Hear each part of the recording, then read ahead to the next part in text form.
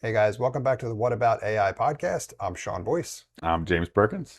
and the topic that we've got for you today is about the anxiety that Gen Z is experiencing related to AI, its impact on their livelihoods, the workforce, and the attention that's being drawn by them towards more trade type work and blue collar as opposed to your typical professional services kind of college degree path. So let me throw out a couple stats here to kick us off. So this says greater than 60% of Gen Z believe that within 10 years, AI is likely to add significant disruption to their work. 70% say that AI has made them question their job security. That's a Glassdoor stat. And two-thirds of them, or almost 66%, are worried about being laid off, compared with 45% of millennials. So that stat, I think, indicates that the anxiety around this stuff with Gen Z is even more intense, maybe 50% more so than even with millennials.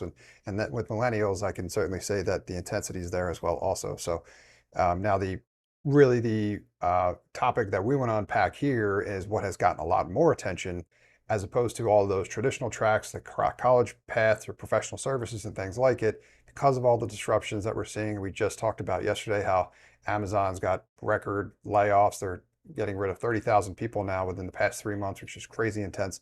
That is all driving Gen Z closer to investigating more about the blue collar world and doing trade type work. So curious, what you've seen with these patterns and how you would interpret this data so far. I Trade jobs are not safe. So if you're going to a trade job thinking that buys you a career for life, that is not the case now.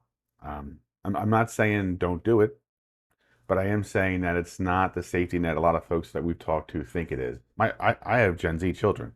So I mentioned one podcast before, my daughter's 18 years old and she's going through a lot of planning right now, what she wants to do for her future. And she mentioned trade jobs. First, my question was like, I've seen how she does things around the house. I'm like, what trade job do you think you're qualified for? Are you going to plan on training for? But beyond that, it's it has a slightly longer tail than the knowledge worker jobs. So right now, AI is pretty capable. If you're using it at home, you've probably seen for yourself, it can figure out most things that have been done by humans before digitally. It can do that. It can replace that today. Not instantaneously. It requires some tuning. You have to train the agents within a corporate environment to do certain jobs, but the knowledge is there and the capabilities are there. It just requires a little bit of oversight and management. The physical piece is what's missing, but not for long. So all the robots that exist now, you've seen Optimus and Atlas. We Yep. mentioned that in a podcast before as well. I mean, they can lift 150 pounds or 180 pounds. They can rotate in 180 degrees while holding that weight. They have enhanced vision, so they can see through walls or infrared, or they have all these augmentations that humans just don't have. And once you have an AI enabled robot that can process all that information, which is not that far off, Yep. it won't be hard to train them on doing human level work for the trades. It really won't. So Yeah. I think if you think trade jobs are safe, they're not. They probably have a 2 to 3 year lag behind knowledge worker jobs being displaced or replaced. But you still have to be thinking about how to use AI in your work to augment yourself if you're in a trade job. I think that's absolutely fair. And so if you're thinking of making this transition, maybe you were on a more traditional path that was very popular previously. Obviously, that's been severely disrupted by AI, which I think is probably just the tip of this iceberg because what we've seen from robotics thus far is already crazy promising. We talked about in previous content how at CES, they talked about the Atlas robots, and we watched extensive videos on its capabilities, and it is way further than even I was expecting it to be. I think we were expecting it to be so far. So yeah, all of that. I mean, it can change its own batteries. It can probably run 24/7, you know what I mean? And they're bringing the cost effectiveness into a range as well too, which adds some serious pressure and competition for humans that have been doing kind of that job for a while. I think one other trap to be wary of here as well also, because I totally get it myself. I used to work as a mechanic as I was putting myself through school kind of thing. So I was doing trade work then. And there is a vacuum of sorts now. There's a shortage of available good help in trades work, and that creates an opportunity. But I think to your point, that's probably likely to be more short term than it is long term because of the disruption that's right around the corner after AI kind of makes its ways throughout the professional services world.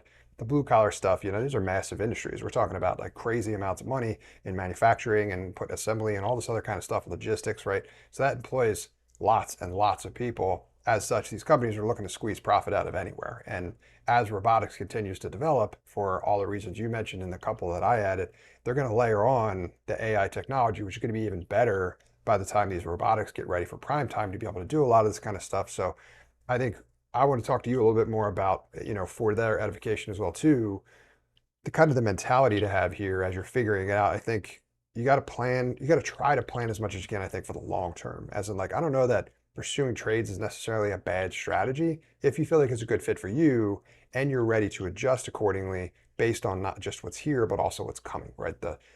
Putting yourself in a position to be able to leverage the new technology in the form of robotics and the AI and all that kind of Exactly. stuff, but in the trade. Yeah, that's exactly my sentiment as well. So we're not saying don't do it. We're saying do it in an educated way. Yeah. So if you today are, let's say, an HVAC specialist and you're accustomed to going into homes and checking out their HVAC units and their ductwork and making sure everything looks just right, you build experience over time. Sometimes you can just hear a sound and know if that click is working or not, or like you over time in the field learn a lot. That's the nature of being a human, being in any profession. But that can be taught to a robot. So the individuals that are successful go forward will learn how to use AI to do some of the work that they don't have to be there for physically, and they'll take over the things that robots or AI might not be too good at. So, for instance, there's going to be misalignment at times between a robot and perhaps a property manager. Let's say you live in an apartment building. They have certain metrics they have to maintain on their own. They have to keep costs at a certain level.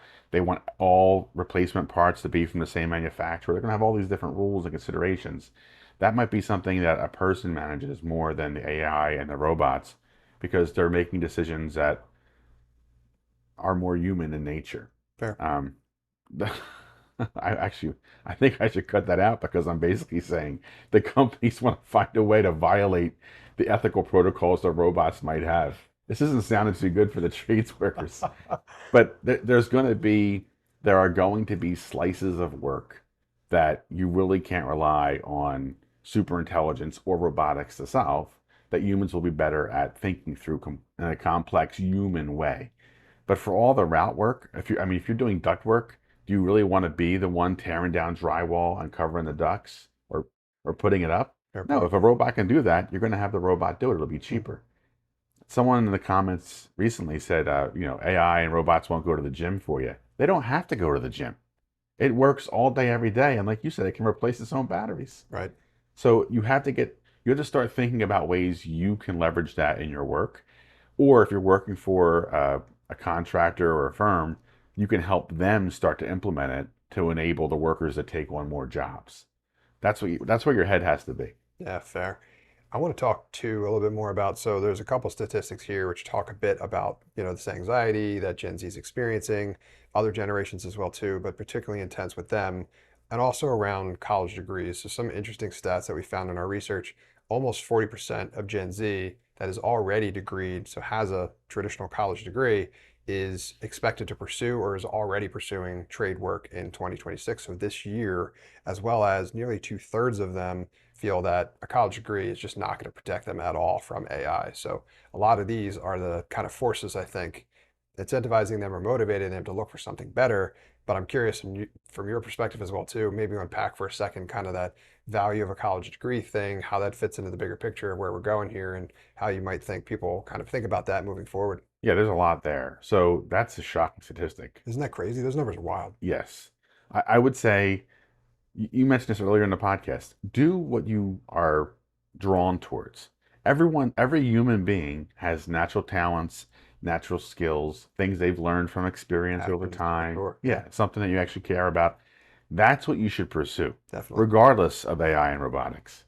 Because if that's what you like and care about and you're good at, you're going to do really well.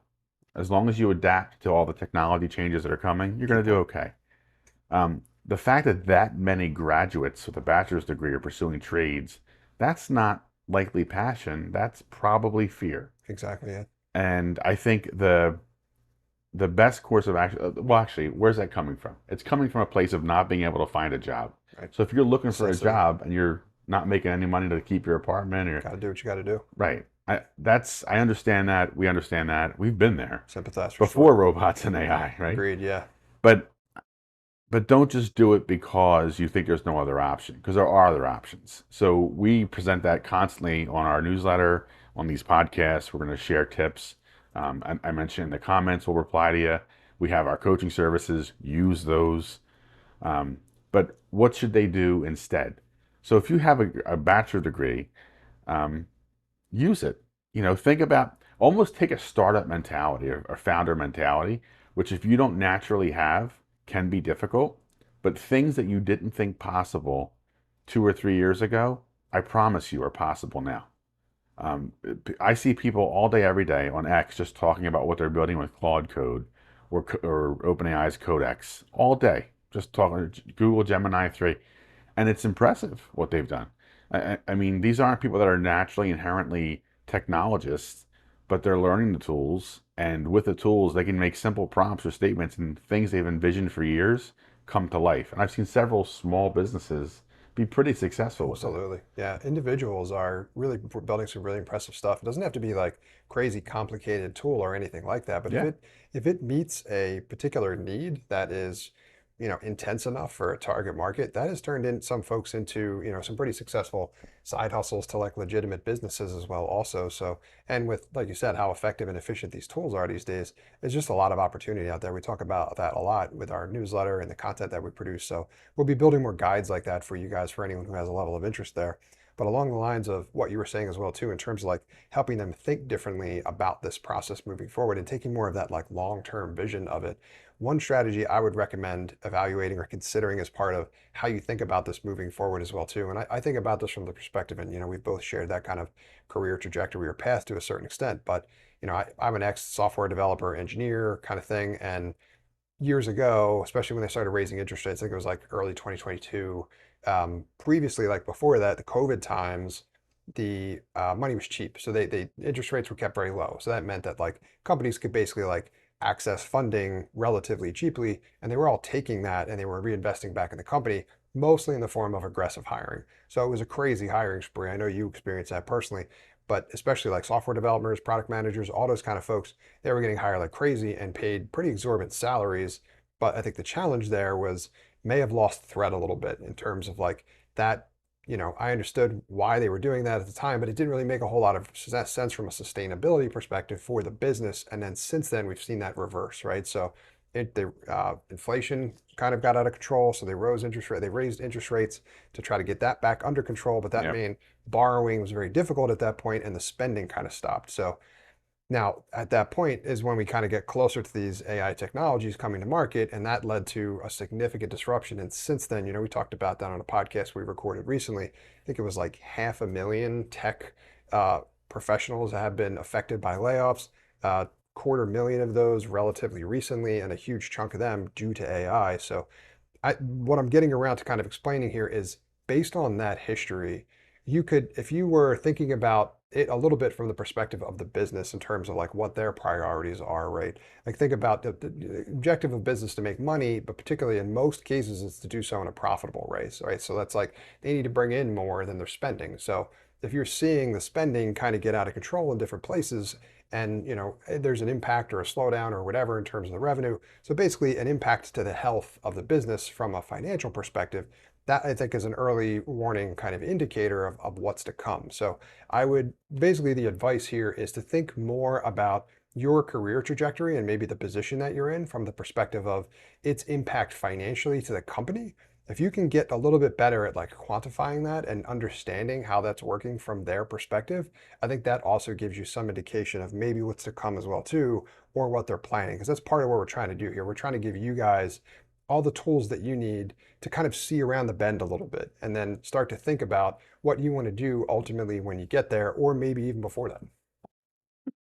I'm previewing the comments in my head. I'm pretty sure thinking about what the company wants isn't going to be a popular sentiment. Just a I hunch, completely agree, but but it's but it's from the very relevant. perspective of Yeah, helping them for sure, it is. because It, I, we talked about this in the recent episode about the Amazon layoffs, like so record layoffs, right? But I think for one of the first times, at least the pattern for me, I think was unique. I think it was for you too, where they're making simultaneously record profits, record investment in AI, but also record layoffs. Like to me, that equation didn't compute before, but that is starting to become more and more of a pattern, and we're seeing it everywhere. So they're making those record investments. If you're watching kind of where they're putting the money and it's not going to you, they may be coming after you is kind Yes. of like the pattern that I think we're seeing. That's what I want people to kind of keep in mind as they're thinking about their career trajectory. Yeah, and if you're a well-paid employee or you're in a highly paid position and you think because of that, what you've delivered last year will be enough, it won't be. They're always looking to cut the bottom line, and if it's a publicly traded company, there's constant stakeholder pressure. Yeah, And ruthlessly. yeah. Like, So they are looking to make cuts. Even if you did a good job last year, the same won't matter this year. You'll have to improve and augment how much work you're putting out. And that's terrible to say. I mean, even saying it out loud, I'm kind of like, "Ugh, it's it's gross. messed up." But that's the truth of it. That's the It's reality. to protect you. Yeah, I Yeah. like that. If you think about it from their perspective, it's really what is that going to mean for you personally, not necessarily the company. We want you to be able to see that stuff coming. So Gen Z, don't be hopeless. Follow your passions. Trust in what you have natural talents or skills in. Pursue that, but pursue that with the knowledge that you have to know how to use AI effectively in whatever it is that you're doing. Yeah. And Um, there's real opportunity in the short term in the trades and stuff like that as well too. So I don't think that's a bad strategy by any means. I like the idea of kind of going where there is demand, right? And maybe there's not as much supply. So that speaks to opportunity for you. Just keep that long-term vision in mind as well too, because we're fully expecting disruption to come there, probably fairly shortly behind what's happening in professional services. So, but if you know that that's coming again ahead around that curve there, you could be prepared for it and then capitalize on it when it inevitably does happen. this is true. Cool. Anything else you want to add before we wrap up this episode? I have a lot more to say, but we'll do that in another Me too. podcast. I know This ran long. we're not trying not to go too long here, but this topic got us going. So awesome. Thanks for tuning in, guys. Thanks all.